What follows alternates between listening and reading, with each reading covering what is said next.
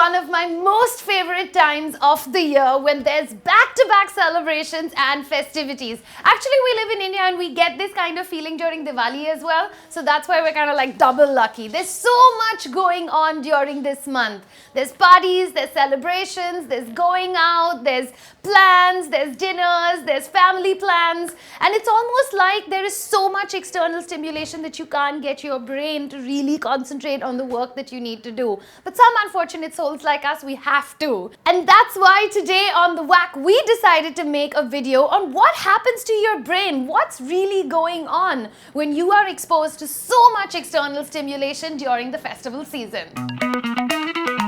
I've decided to break this video down into a party night, like a whole list of things that your brain goes through as the night pans out. Think with your heart and not with your brain. Think with your brain and not with your heart. I mean, that's like an age-old argument, but I think I'm more like of a brain person. After all, there are more than 10,000 chemical reactions that happen in your brain every second. So it must be doing something right. There's a number of chemicals that keep getting released in our body, and one of the major things that we feel during a festive time period is happiness.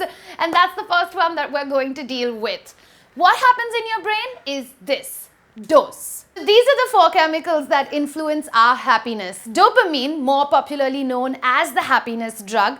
Scientists recently found out that it's actually got more to do with the anticipation that leads to the feeling of happiness. So if I have to give you an example, those little butterflies that you get in your stomach just when you're getting ready before a big night out, the anticipation of, is this going to be a good night or not? But you know it definitely will be. Oxytocin. It doesn't only need a good cuddle to release this hormone, it can also be released through eye contact, attentiveness, and social bonding. Serotonin, the big daddy that controls your mood swings. The higher the levels, the happier you are. The lower, it's kind of obvious where I'm going with it.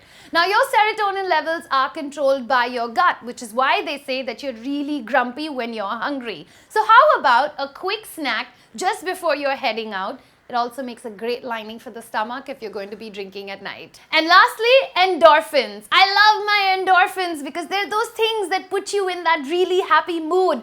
That's what basically gets pumped when you are working out. So maybe a quick jog or some quick push-ups before you're gonna head out for your big night. Get those endorphins pumping and a little bit of blood in your face to make you look nice and fresh. So now that we've got your happiness levels in place, you've walked into the party, and this is something that most of us immediately might do or might not do. Get yourself a drink. So as you continue drinking, your glutamate levels are getting suppressed and your GABA levels are increasing.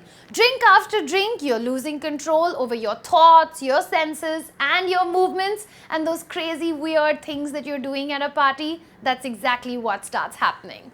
Your dopamine levels increase and your brain basically starts tricking you into believing that you're feeling really good about yourself. So now at this point, you're feeling really good about yourself and you spot that good-looking girl or guy in the room. And that brings us to the next point on our list: hooking up.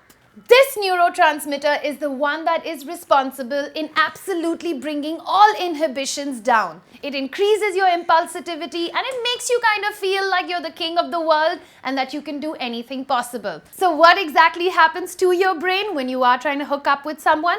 Whether you're on alcohol or not on alcohol, the part of your brain that controls your memory, your fantasy, and your stimulation, well, that gets triggered. As well as your sexual behavior, your fear, and your aggressions, that also kind of comes on.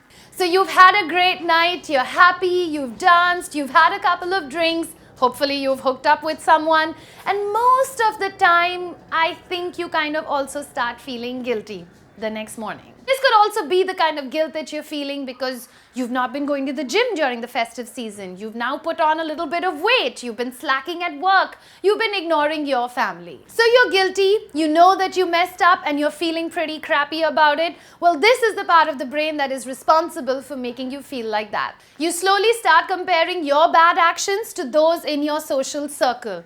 The brain eventually starts finding ways to make you feel better. And one of the most obvious responses to that is that that either you're going to be overly sweet or completely ignoring the feeling or the person whom you're feeling guilty about. So that's what happens to your brain during a festive time period. I'm sure there's a lot more that happens during a festive time period. Let me know in the comment section below what you think about this video. Also, what happens to your heart during a festive time period? Well, that's up to you, buddy. Are you a brain person or a heart person? Which is the one that guides you the most? I would love to know in the comment section below. Also, don't forget to share, because if you care, you have to share. If you care, you have to share. I'll see you again on the other side of the new year. Till then, like, comment and subscribe. Welcome to the tribe. Ciao.